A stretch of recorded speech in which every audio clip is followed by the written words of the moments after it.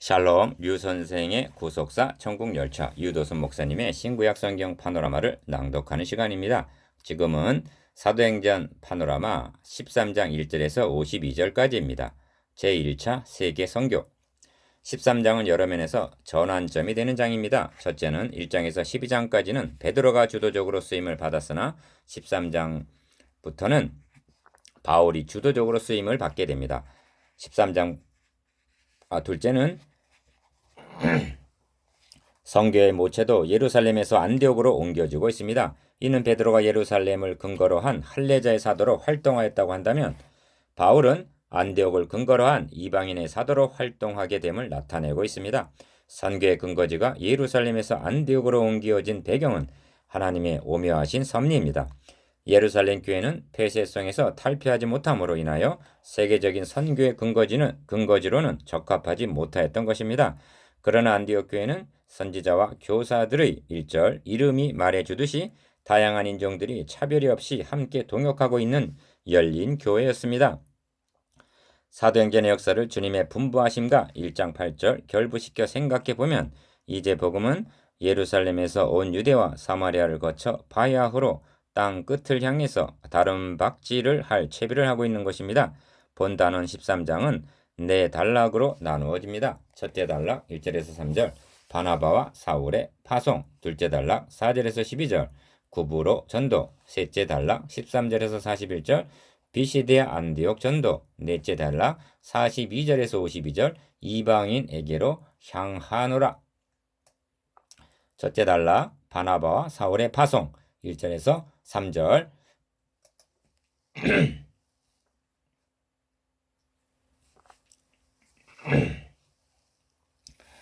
안디옥 교회 선지자들과 교사들이 있으니 주를 섬겨 금식할 때 성령이 가라사대 내가 불러 시키는 일을 위하여 바나바와 사울을 따로 세우라 하시니 1절에서 2절 이런 말씀을 대할 때 중심점을 어디에 두고 어떻게 접근하느냐가 중요합니다. 중심점과 접근하는 방법에 따라 성경관이 달라지고 해석이 달라지고 의미가 전혀 달라지게 되기 때문입니다.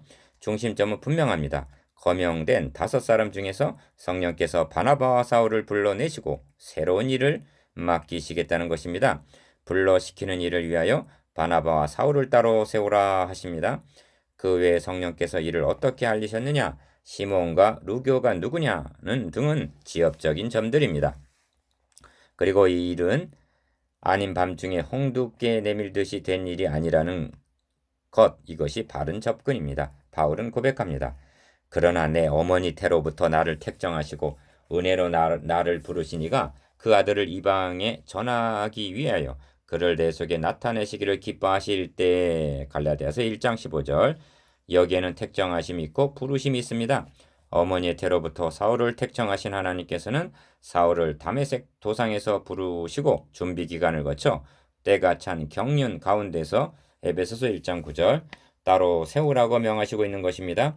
이렇게 고백하고 있는 바울은 하나님께서 예레미야에게 내가 너를 복중에 짓기 전에 너를 알았고 너가 태에서 나오기 전에 너를 구별하였고 너를 열방의 선지자로 세웠노라 하신 예레미야 1장 5절 말씀을 생각했을 것입니다.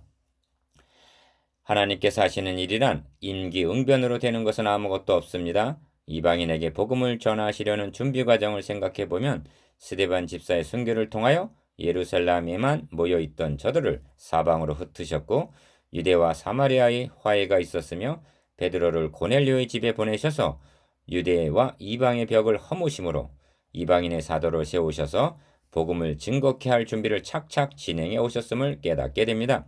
안디옥 교회는 이에 금식하며 기도하고 2사람에게 안수하여 보내니라고 내어 드렸습니다. 3절 둘째 단락 구부로 전도 4절에서 12절 2사람이 성령의 보내심을 받아 실루기아에서 내려가 거기서 배 타고 구부로로 가서 4절 이 장면을 상상해 보십시오. 2사람이 비록 요한을 수종자로 두었다고는 하나 얼마나 빈약한 수인가. 거기서 배 타고 구부로에 가서 얼마나 일상적이고도 평범한 일인가. 그러나 성령의 보내심을 받아 얼마나 장엄한 출발인가. 땅끝 전도는 이렇게 시작이 됩니다. 불과 3사람이 이름 모를 배에다가 복음을 싣고 떠나는 세계 전도는 이토록 미약한 모습으로 시작이 되었던 것입니다. 누가는 모든 행사를 빠짐없이 기록하고 있지 아니합니다. 중심적인 사건에 초점을 맞추고 있습니다. 첫 기착지인 살라미의 여러 회당에서도 하나님의 말씀을 전하였고 5절 회심자도 반대자도 있었을 것이나 생략하고 바보로 나아갑니다. 왜냐하면 거기서 총독 서기오 바울을 소유하기 위한 박수 엘루마의 대결이 벌어졌기 때문입니다. 이는 바나바와 사울에게 있어서는 제1전이라 해도 과언이 아닙니다. 서기오 바울은 지혜 있는 사람이라 즉 바나바와 사울을 불러 하나님의 말씀을 듣고자 했습니다. 그런데 총독에게 영향력을 행사하고 있던 박수 엘루마가 저희를 대적하여 총독으로 믿지 못하게 힘쓰니 합니다. 8절 바울이라고 하는 사울이 성령이 충만하여 그를 주목하고 가로되 이 점에서 사활적으로 중요한 것은 성령이십니다. 이들을 보내신 이도 성령이시며 불러 시키신 이도 성령이셨습니다. 이때 바울에게 성령으로 충만케 하심은 위기적 상황에 직면하여 그에게 특별한 일을 감당케 하기 위해서였던 것입니다. 성령께서는 이를 위해 강림하셨고 역사하시는 것입니다. 같은 용례를 4장 8절에서도 보는 바입니다. 복음 증거란 영적인 전투인 것입니다. 우리의 싸움은 혈과 육에 대한 것이 아니요 정사와 권세와 이 어둠의 세상 주관자들과 하늘에 있는 악의 영들에게 대함이라고 말씀합니다. 에베소서 6장 12절 이 싸움은 창세기 3장 15절에서부터 시작되었으며 주님 오시는 날까지 계속될 것입니다. 바울은 그를 어떤 자로 보고 있습니까? 모든 괴계와 악행이 가득한 자요 마귀의 자식이요 모든 의의 원수요 이렇게 부르고 있습니다. 이러한 영적 분별력은 성령이 충만한 데서 온 것입니다. 또한 이러한 말은 아무에게나 쉽게 할 수 있는 언사가 아닙니다. 성령께서 이처럼 불같이 분노하고 있는 것은 이 전투가 바울과 바나바에게 있어서는 앞으로 선교하는데 시금석이 되겠기 때문일 것입니다. 또한 그는 단순한 반대자가 아니라 서교 바울의 영혼을 사냥하고 있는 에스겔 13장 18절 거짓 선지자였기 때문이었습니다. 그의 심령에는 모든 괴계와 악행이 가득하였고 그의 아비 마귀하는 일을 저도하고 있으니 요한복음 8장 44절 마귀의 자식이요 그러므로 의의 원수였던 것입니다. 이 점을 바울 사도는 고린도 교회에 보낸 서신에서 이렇게 진술합니다. 그 중에 이 세상 신이 믿지 아니하는 자들의 마음을 혼미케 하여 그리스도의 영광의 복음의 광채가 비치지 못하게 함이니 그렇습니다. 고린도 후서 4장 4절 그는 이 세상의 신 곧 마귀의 자식이었던 것입니다. 주의 바른 길을 굽게 하기를 그치지 아니하겠느냐 하고 호통을 칩니다. 그리고 선고합니다. 너가 소경이 되어 얼마 동안 해를 보지 못하리라. 이는 거짓 선지자인 그에게 합당한 책벌이었습니다. 그러나 얼마 동안이라고 진노 중에서도 긍휼을 베푸심을 나타냅니다. 이에 총독이 그렇게 된 것을 보고 믿었습니다. 엘루마가 아니라 원수 마귀는 패퇴하고 의인은 승리했습니다. 이때로부터 로마 시민권자인 사울은 유대식 이름 사울 대신에 이방인의 사도에 걸맞는 로마식 이름 바울로 불리워졌고 바울과 및 동행하는 사람들이란 14절 표현에서 보듯이 선교 사역에서 주도적인 역할을 담당하게 됩니다. 장수는 언제나 첫 전투를 중요시한다고 합니다. 이것이 제1차 전도 여행에서 거둔 첫 전과로 기록되었습니다. 셋째 단락 비시디아 안디옥 전도 13절에서 52절 바보에서 총독 서기오 바울을 회심케 한 것이 첫 전투로 기록되었다면 본문은 바울이 행한 첫 설교를 기록하고 있습니다. 우리는 앞에서 베드로가 행한 몇 번의 설교를 상고한 바 있습니다. 이제 우리는 사도 바울이 행한 설교들을 듣게 될 것입니다. 사도행전에 수록되어 있는 설교들은 각 시대의 말씀의 사역자로 세움받은 자들에게는 귀중한 표본이 된다 하겠습니다. 그러므로 기록된 바울의 첫 설교를 자세히 관찰할 필요를 느끼게 합니다.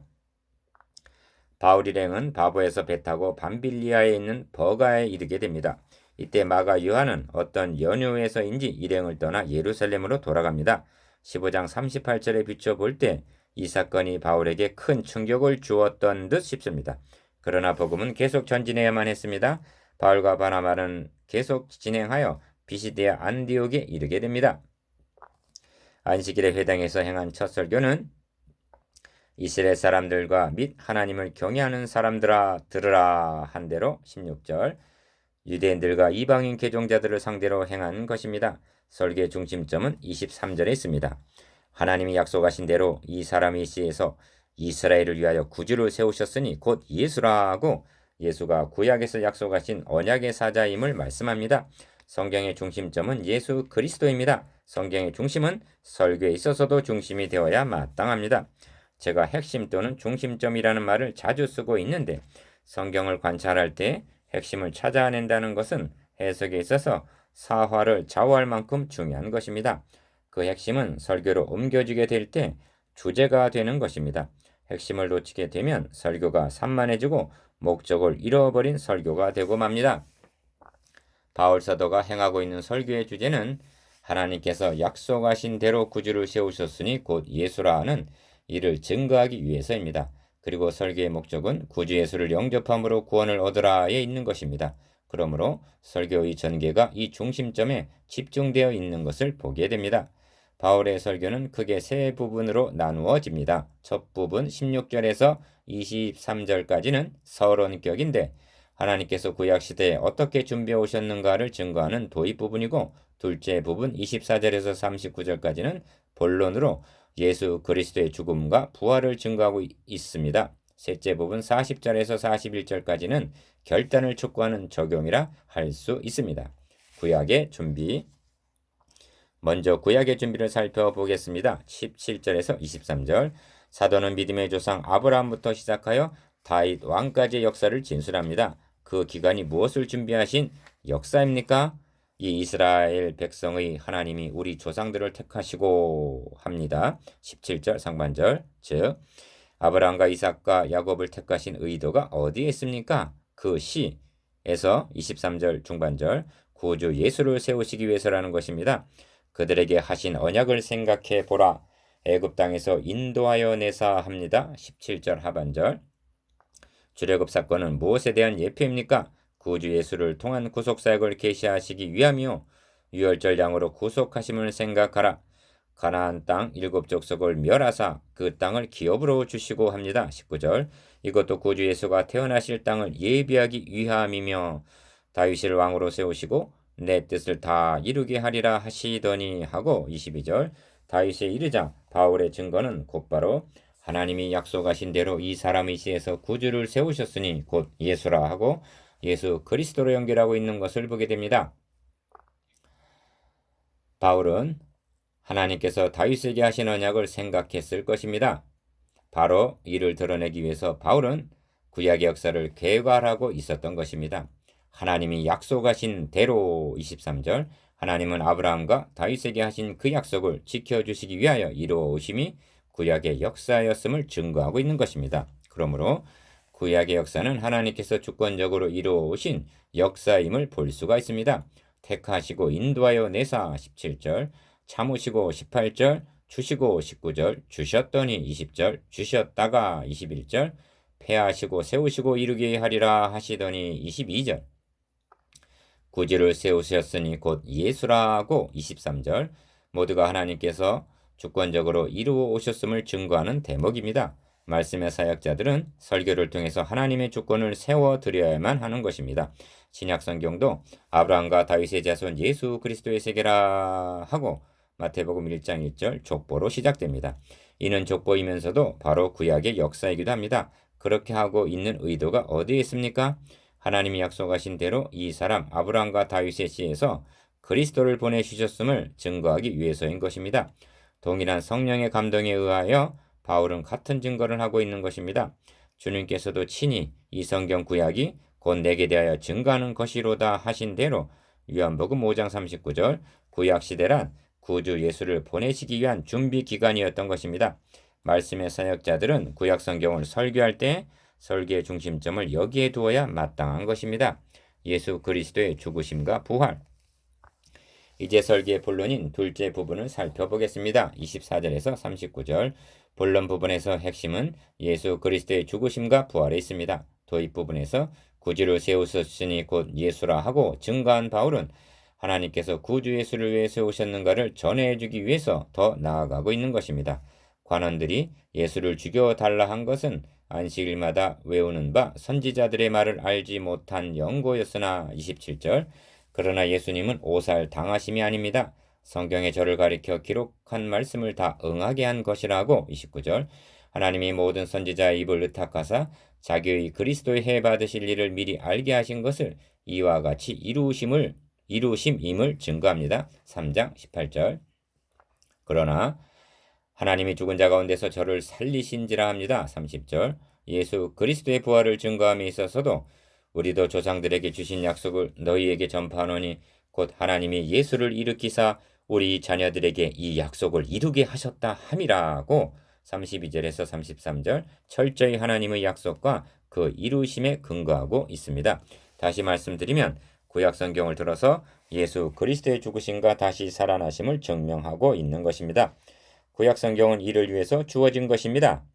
그 근거절로 시편 2편의 너는 내 아들이라 오늘 너를 낳았다는 말씀을 들어 그가 하나님의 아들 그리스도이심을 증거하고 16편의 말씀을 들어 다윗은 당시 하나님의 뜻을 조차 섬기다가 잠들어 그 조상들과 함께 묻혀 썩음을 당하였으되 하나님이 살리신 이는 썩음을 당하지 아니하였나니 하고 36절에서 37절 다윗이 말한 바가 자신을 가리켜 한 말이 아니라 그리스도에 대한 예언이었음을 증거하고 있습니다.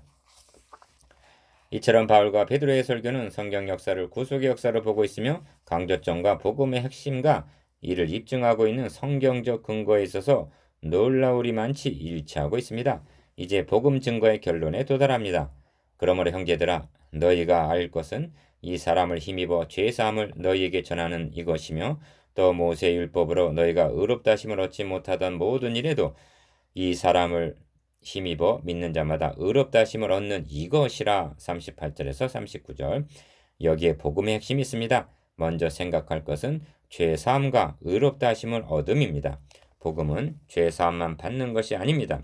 그는 또 실수하고 넘어지게 될 것이고 이로 인하여 죄책에 시달리게 될 것이고 이러한 악순환은 계속될 것이요 그는 자유함도 얻지 못할 것이며 구원의 확신도 얻지 못할 것이고 기도의 담력도 없이 결국 하나님께 나아갈 담대함을 얻지 못하게 될 것입니다. 결코 못하게 될 것입니다. 이것이 복음이 아닙니다. 복음은 의롭다 하심까지 나아가야만 하는 것입니다.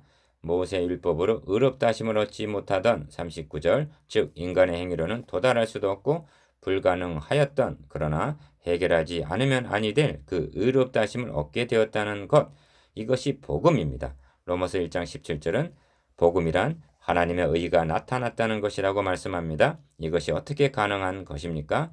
그러므로 두 번째 요점은 이 사람을 힘입어라는 말씀입니다. 이 사람이란 말할 것도 없이 예수 그리스도십니다. 두 번 반복적으로 강조하고 있는데 이 사람을 힘입어 죄사함을 얻고 38절 이 사람을 힘입어 의롭다 하심을 얻는 이것이라 그렇습니다. 39절 예수 그리스도의 구속으로 말미암아서만 가능해진 것입니다. 의롭다 하심이 왜 그토록 중요합니까? 1. 이 의를 힘입어서만 하나님께 나아갈 수 있기 때문입니다. 2. 이 의를 힘입어서만 하나님과 화목할 수가 있기 때문입니다. 그러므로 의롭다 하심을 모르는 성도는 복음을 모르고 있는 것입니다. 의롭다 하심을 전해주지 않는 설교자는 복음을 말하고 있지 않다고 해도 과언이 아닙니다. 그러므로 형제들아 우리가 예수의 피를 힘입어 성소에 들어갈 담력을 얻었나니 히브리서 10장 19절 우리가 그 안에서 그를 믿음으로 말미암아 담대함과 하나님께 당당히 나아감을 얻느니라 에베소서 3장 12절 이것이 어떻게 해서 가능해지는 것입니까? 그 피를 힘입어 그를 믿음으로 의롭다함을 얻기 때문입니다. 이를 증거해 주어야만 합니다. 붙잡게 해 주어야만 합니다. 이 말씀에 굳게 세워 주어야만 합니다. 루트의 말대로 귀에 못이 박이도록 증거도 증거해 주어야만 합니다. 세 번째 요점은 너희가 알 것은 한 38절 암과 믿는 자마다 한 39절 믿음과의 관계입니다.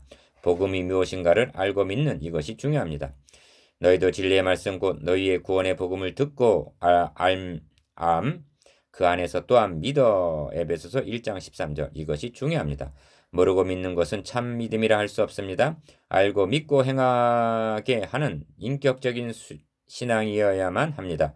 바울은 예수 그리스도의 대속의 죽으심과 다시 사심을 증거하여 이를 믿는 자마다 죄의 사함과 의롭다 하심을 얻게 됨을 알게 해주고 믿게 해주고 있는 것입니다. 적용. 이제 셋째 부분 40절에서 41절까지를 상고해 보겠습니다. 이는 이제까지 전한 복음을 저들로 하여금 영접하기를 촉구하는 적용 부분입니다. 그런즉 너희는 선지자들로 말씀하신 것이 너희에게 미칠까 삼가라 합니다. 40절.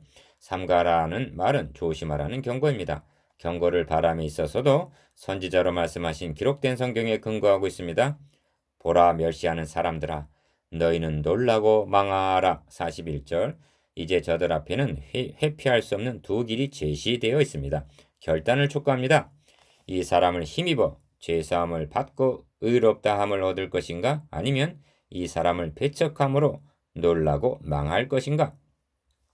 넷째 단락 이방인에게로 향하노라. 42절에서 52절. 넷째 단락의 중요 내용은 이에 유대인들이 경건한 귀부인들과 그 성내 유력자들을 선동하여 바울과 바나바를 핍박케 하여 그 지경에서 쫓아내니에 있습니다. 50절. 그렇다면 동적인 유대인들이 바울과 바나바를 왜 핍박하게 되었는가를 생각하게 합니다. 이 점의 열쇠가 되는 것은 하나님의 말씀이라는 문장입니다. 44절, 46절, 48절, 49절. 유대인들은 하나님의 말씀을 듣고 바울과 바나바를 핍박한 것입니다. 그렇다면 바울이 전한 하나님의 말씀의 어떤 부분이 유대인들을 화나게 했을까? 그것은 분명합니다. 또 모세의 율법으로 너희가 의롭다 하심을 얻지 못하던 모든 일에도 이 사람을 힘입어 믿는 자마다 의롭다 하심을 얻는 이것이라는 39절 이 말씀이 걸렸던 것입니다. 달리 표현하면 율법이 할 수 없었던 것을 복음이 해준다는 말씀을 율법을 무시하는 말로 들은 것입니다. 그러므로 율법을 자랑하며 로마서 2장 17절 믿고 있던 유대인들의 자존심이 상했을 것은 짐작하기 어렵지 않습니다. 더욱 용납할 수 없었던 점은 이 사람을 믿는 자마다라는 39절 하반절 표현이었을 것입니다. 믿기만 하면 의롭다함을 얻게 된다는 이 말은 율법을 무시할 뿐만 아니라 더 나아가 유대인들이라면 누구나 긍지를 가지고 있던 할례까지 무효화시키고 있었기 때문입니다. 물론 45절이 말씀하고 있는 대로 모인 무리를 보고 시기가 가득했을 것도 사실입니다. 그러나 이는 단순한 시기가 아니라 바울이 전하는 말씀, 곧 유대인이나 이방인이나 차별이 없이 이 사람을 힘입어 믿는 자마다 의롭다 하심을 얻는다는 이 말씀을 들으려고 모여든 무리를 볼 때 분통이 터졌을 것입니다. 그러므로 본문을 보면 유대인들은 변박하고 비방하고 있으나 이방인들이 듣고 기뻐하여 하나님의 말씀을 찬송하며 영생을 주시기로 작정된 자는 다 믿더라고 48절 말씀하고 있는 것입니다. 이는 바울이 당한 첫 핍박이었으며 이후로 선교 여행 동안에 동족들에게 계속적으로 받게 될 핍박의 시작이었던 것입니다. 바울은 얼마 후에 기록한 갈라디아서에서 형제들아 내가 지금까지 할례를 전하면 어찌하여 지금까지 핍박을 받으리요 그리하였음 십자가에 거치는 것이 그쳤으리니 하고 5장 11절 이 점을 말씀하고 있습니다. 우리는 좀 더 나아가야만 합니다. 유대인이나 이방인이나 차별이 없이 믿는 자마다 의롭다 하심을 얻는 것이 어떻게 해서 가능해졌다고 바울은 증거하고 있는가 하는 점입니다. 예수님이 전하신 교훈에 있습니까? 기사 이적에 있다고 말하고 있습니까? 아닙니다. 오직 예수 그리스도의 죽으심과 다시 살아나심으로 말미암아 가능해진 것입니다. 바로 여기에 시대를 초월한 변박과 비방이 있는 것입니다. 지금 우리는 유대인들에게 핍박을 받고 있지 않습니다. 바로 우리의 믿지 아니하는 동족들에게 비방을 당하고 있으며 믿는다는 진보적인 사람들에게 비방을 받고 있습니다. 성경은 말씀합니다. 십자가의 도가 멸망하는 자들에게 미련한 것이요 구원을 얻는 우리에게는 하나님의 능력이라. 유대인은 표적을 구하고 헬라인은 지혜를 찾으나 우리는 십자가에 못 박힌 그리스도를 전하니 유대인에게는 꺼리끼는 것이요 이방인에게는 미련한 것이로되. 고린도전서 1장 18절 22절에서 23절. 어느 시대를 막론하고 성경을 들어 교훈을 전하는 자들에게는 핍박이 따르지 않습니다. 그러나 십자가와 부활을 증거하며 이 사람을 힘입어라는 유일성을 증거할 때 주의 이름을 인하여 핍박받을 각오를 해야만 하는 것입니다. 그러므로 넷째 단락의 핵심은 필연적으로 항상 하나님의 은혜 가운데 있으라 한 43절 하나님의 은혜로 귀결이 됩니다. 듣고 믿고 받은 제자들은 기쁨과 성령이 충만하니라고 말씀합니다. 52절. 그러나 유대인들은 너희가 버리고 영생 얻음에 합당치 않은 자로 자처했다고 말씀합니다. 46절. 그렇다면 유대인들이 버린 것은 무엇입니까? 바로 하나님의 은혜였던 것입니다. 율법은 모세로 말미암아 주신 것이요 은혜와 진리는 예수 그리스도로 말미암아 온 것이라 한 요한복음 1장 17절. 예수 그리스도를 버린 것입니다. 두 사도는 담대히 말했습니다. 우리가 이방인에게로 향하노라. 46절. 두 사람이 저희를 향하여 발에 티끌을 떨어 버리고 이고니온으로 가거늘. 51절.